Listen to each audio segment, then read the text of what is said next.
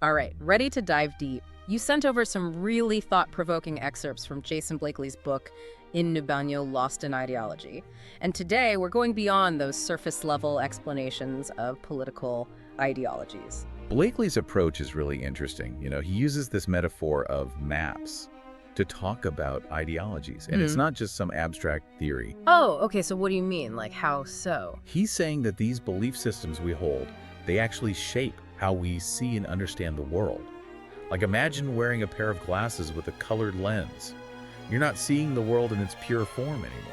So it's like, if we only have one map, we might be missing the full picture. Exactly. And Blakely argues that we can get so caught up in our own preferred vision of society that we start to see it as the absolute objective truth. Right, and that can be a problem and can even lead to conflict when those different truths clash. Exactly. And he uses the historical example of the Lenape tribe and those early Dutch settlers to illustrate this point, about mistaking the map for the actual territory. Yeah, that's a great example. The Dutch, with their ideas about private property, thought they were making a fair deal for Manhattan. But the Lenape, they had a completely different understanding of land ownership. It wasn't something you could just buy or sell. Totally.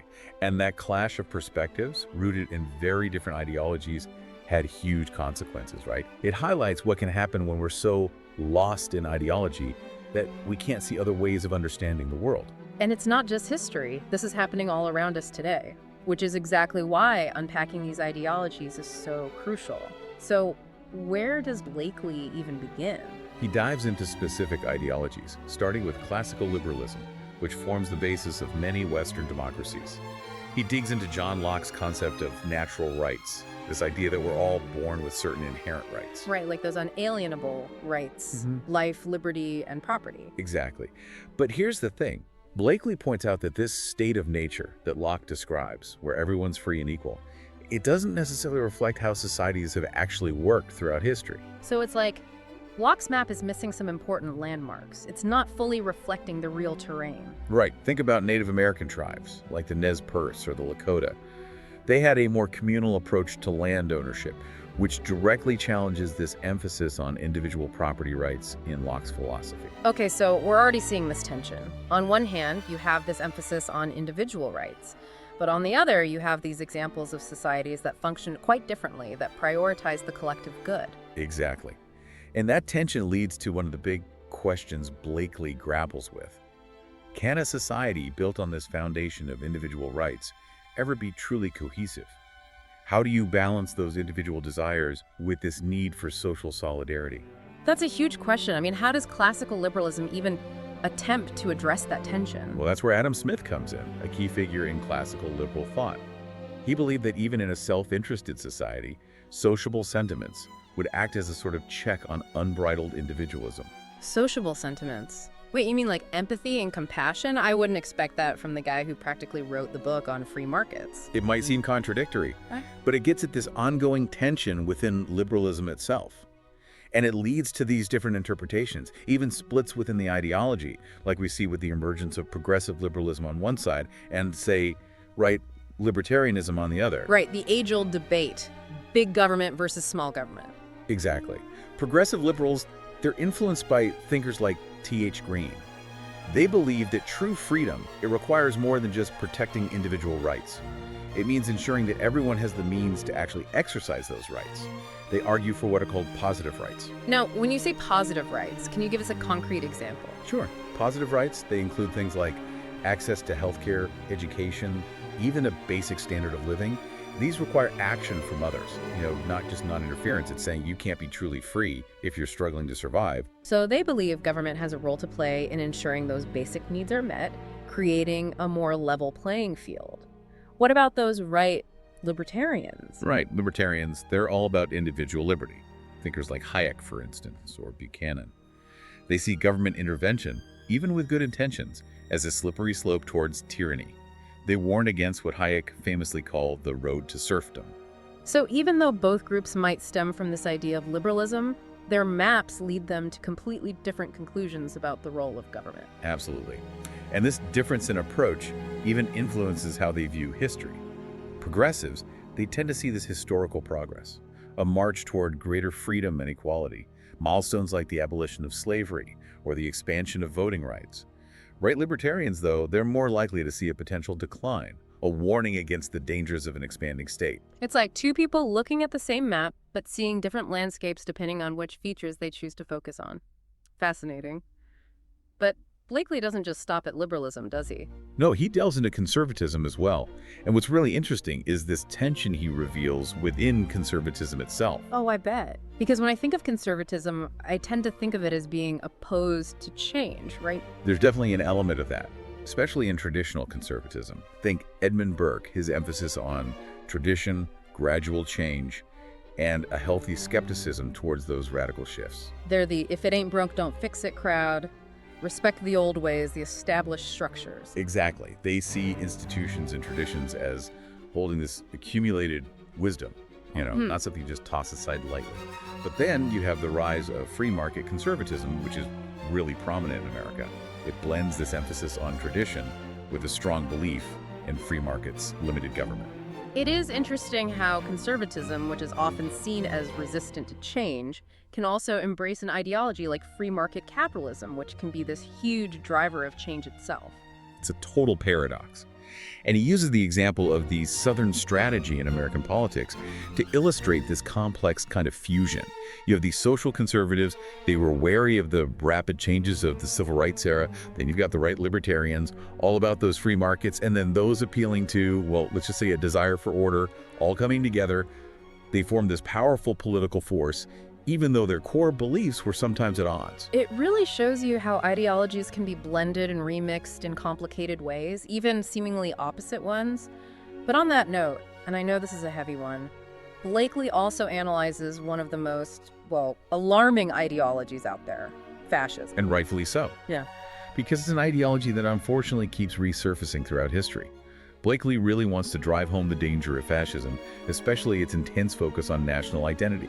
And this identity, it's often defined in narrow terms, on ethnic or racial lines. And a key part of that is the whole us versus them mentality, right? Like, fascism needs an enemy to rally against. Absolutely. Blakely warns us, don't just dismiss fascism as this purely irrational thing, or, just the ratings of crazy people. He wants us to understand why it appeals to people, especially those who feel like they've been left behind, forgotten, betrayed by the modern world, Because it offers that sense of belonging, that shared purpose, like you're part of something bigger than yourself. Right, this promise to restore some lost national greatness, which obviously can be very dangerous. And, it's chilling how relevant some of these ideas still feel today. Even Blakely draws some parallels between historical fascism and, aspects of the Magia movement. He does, which is, obviously a sensitive topic. It is. And Blakely's careful to acknowledge the clear differences. But he points to certain tendencies, like the emphasis on a strong, almost mythical leader figure, that constant us versus them rhetoric, and even a willingness to, let's say, bend or challenge those democratic norms as potential points of resonance. He's not saying they're the same thing at all, but it's more like, hey, pay attention, this is how ideologies operate, and it's scarily easy for them to take root. It's a good reminder that these aren't just abstract theories we're talking about. They have very real consequences. But, Blakely doesn't just leave us in despair. He explores other ideologies, too, like socialism, that focus on, social justice and equality. Right, and he takes us on this journey through the evolution of socialist thought, starting with Marx's ideas, which, let's be honest, were pretty revolutionary. He talks about a complete overthrow of capitalism. Yeah, talk about radical change. Totally. But Blakely also explores the evolution toward more, let's say, pragmatic approaches to achieving socialist goals. More democratic and reform-oriented, not necessarily tearing everything down. So there's a spectrum within socialism itself, with varying levels of intensity and different methods for achieving those goals. Exactly. But a common thread is that critique of capitalism. They see these inherent inequalities, injustices baked into the system. And they advocate for things like social justice, economic equality, redistributing that wealth and power. One of the most interesting ideas Blakely unpacks from Marx is this concept of alienation. Okay, for those of us who haven't exactly read all of Marx, break that. Alienation. What does that even mean in this context? Imagine feeling disconnected from your work, from other people, even from yourself. Marx believed that this feeling was a direct result of capitalist systems that prioritize, profit over people. It reduces individuals to just cogs in the machine. Exactly. And that's a critique that resonates with a lot of people, even if they wouldn't necessarily call themselves socialist. It's about feeling devalued, like you're just a number. Right, just a means to an end. And speaking of navigating those different perspectives, that sense of belonging, Blakely also dives into nationalism and multiculturalism, which feels incredibly relevant today. It is, especially with, well, everything going on. And Blakely does a good job of showing how nationalism is not this monolithic thing.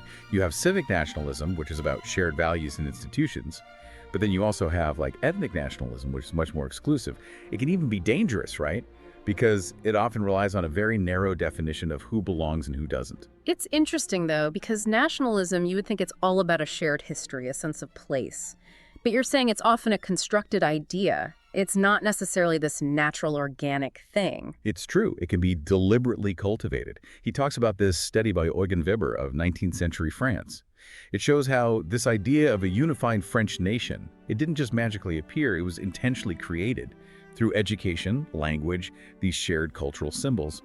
It's more about building a shared narrative than reflecting some pure historical truth, which is fascinating. But then where does multiculturalism fit into all of this? Because it seems like the opposite of nationalism in a way. In a lot of ways it is. Blakely talks about how multiculturalism emerged as a response to the challenges of diversity, especially in these increasingly globalized societies. It's about acknowledging and respecting those different cultures within a society. But even within multiculturalism, you have these different approaches, right? Some people focus on integration, maybe even assimilation, while others prioritize preserving those distinct cultural identities. Right, so it's this balancing act, trying to navigate those sometimes competing desires for, like, unity and diversity. This whole question of belonging comes up again when we talk about gender equality, too, which Blakely also addresses with feminism. He does. And he doesn't shy away from all the nuances and complexities within feminist thought itself. He walks us through those different ways of feminism, starting with, that first wave, the focus on suffrage, the right to vote, basic legal rights. Right, things we take for granted now, like just the right for women to own property, to have access to education. Exactly. And then you have the second wave, which really broadens the critique. It's challenging those patriarchal structures, those deep-seated gender roles, how society defines what it means to be a woman. And then, of course, you have the third wave and beyond, which gets even more nuanced, right? It's dealing with intersectionality, expanding our understanding of gender identity. It's constantly evolving. Right. And I think that's something that's important to remember with all of these ideologies. They're not static. They're living, breathing things, constantly being debated and reinterpreted and adapted to these new situations, just like feminism has evolved over time. It's like Blakely showing us that even within these bigger categories, feminism, socialism, nationalism, you're always going to find a spectrum of viewpoints. Exactly. And that's why it's so important to resist those simple labels. Yeah. Because the world is complex, and these ideologies, they're complex too. We have to resist the urge to categorize everything as us versus them and try to engage with that complexity. To look beyond those surface-level labels and try to understand the nuances, the points of agreement, the points of disagreement. Right. Because we can all get stuck in our own little echo chambers, surrounded by people who already agree with us. But that doesn't help anyone. It's about being willing to engage with those different perspectives, even if it's challenging, right? And speaking of challenging, Blakely's discussion of ecologism, that's a really interesting one too, because it doesn't fit neatly into those traditional left-right boxes, does it? It really doesn't. And I think that's what makes it so fascinating. It shows how environmental concerns, they can't just be claimed by one side or the other. So where does Blakely even begin with ecologism? Well, he goes all the way back to the roots, tracing it back to Romanticism and its critique of the Enlightenment. How the Enlightenment had this very mechanistic view of nature. Like nature was this thing to be controlled and dominated. Exactly. But Romanticism comes along, and there's this shift. It's about appreciating nature's beauty, recognizing its inherent value. It's more about living in harmony with nature, not just exploiting it for our own gain. Right, like Thoreau and his experience at Walden Pond, trying to live simply connected to nature. Exactly. Thoreau's a great example of that early ecological impulse. But even within ecologism, you have these different approaches. It's not this monolithic thing. So you have someone like Thoreau, who's very individualistic in his approach. But then you have these huge, complex issues like climate change that require collective action.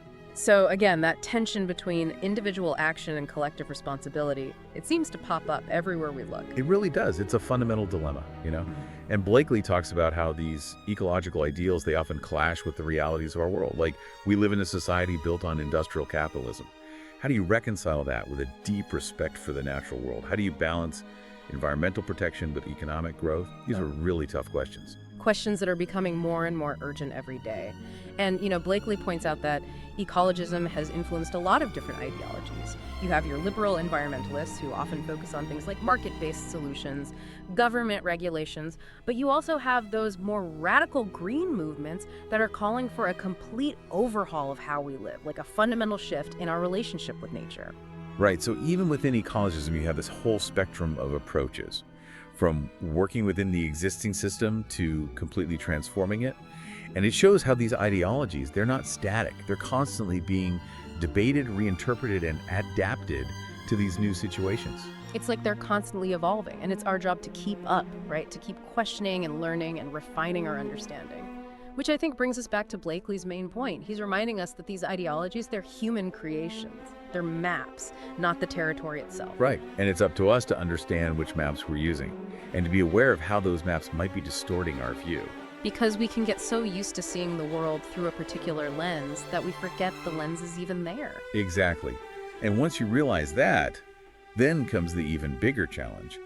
Are we willing to consider those alternative perspectives, even if, or maybe especially if, they challenge our deeply held beliefs? It's about being willing to have our worldview shaken up a bit, to step outside those comfort zones and engage with the world in all its complexity, messiness, and even its contradictions. And that willingness to be challenged, that's where real growth happens. Absolutely.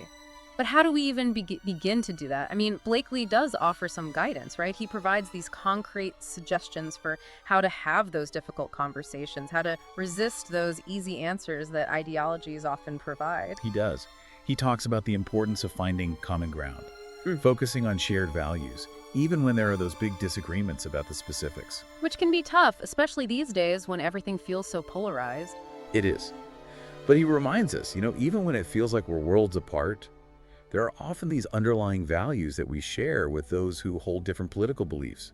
Like most people, regardless of where they fall on the political spectrum, they value fairness, right, compassion, yeah, a desire for a better future for their kids. Of course, who doesn't want that? Exactly. Yeah. And by focusing on those shared values, it's like we can at least create a foundation, a starting point for dialogue and cooperation. Even when we disagree about the best path to get there. Right. It's about remembering that we're all human beings trying to do the best we can. It's about finding those points of connection, those shared aspirations. Exactly. Because ultimately, we're all in this together. That's a good point. But Blakely also recognizes that there are times when compromise isn't possible, right? When certain values are so fundamentally opposed that finding that common ground just isn't going to happen. He does. He doesn't shy away from those hard truths. There are real conflicts in the world. Conflicts that can't always be solved by talking it out. So what do we do in those situations when compromise feels impossible? He argues that even in those cases, even when we have to agree to disagree, it's important to engage in a way that's respectful, even if it's adversarial. So fight fair. Exactly. Recognize that even our opponents, they're human beings worthy of respect, even when we think their ideologies are dangerous or harmful. It's about arguing with integrity, making your case with evidence, with logic, not just resorting to those personal attacks or inflammatory rhetoric. Right. It's about being willing to listen, to try to understand where the other side's coming from, even if ultimately we reject their conclusions. It's through that process of engagement, even when it's difficult, that we can hopefully find solutions. It's a tall order. But honestly, I think it's more necessary now than ever before to move beyond those echo chambers and do the hard work of building those bridges, finding that common ground. And Blakely's not just talking about some intellectual exercise here. He sees this as a moral imperative. Absolutely. It's about recognizing our shared humanity, working together to create a more just, a more equitable world. And he leaves us with this really thought-provoking idea. He says, maybe the most important thing to take away from his work is this need for vigilance. Vigilance? In what sense? Vigilant about our own biases, to constantly be asking ourselves, which maps am I using to navigate the world? Am I willing to consider those alternative routes, even if they make me uncomfortable. It's that ongoing self-reflection, that willingness to question our own assumptions. Because none of us are immune to those blind spots. Exactly, and I think that's where that hope lies, in that recognition that we can always learn and grow, that we can always choose to see the world differently. It's about recognizing that diversity of thought, it's not a threat, it's a strength. Yeah. And that our shared humanity, well, it's more powerful than any ideology. Beautifully said. And Blakely, he leaves us with this message of hope. We may be lost in ideology, but it's not hopeless. We have the power to find our way. To navigate this complex world with greater awareness, empathy, and that commitment to seeking truth, wherever it may lead us. And that's a journey worth taking, even when it's difficult. Even when it means questioning everything we thought we knew. And on that note, I think we've reached the end of our deep dive for today. It's been a pleasure exploring these ideas with you. Likewise, and to our listeners, thanks for joining us on this journey. We'll see you next time.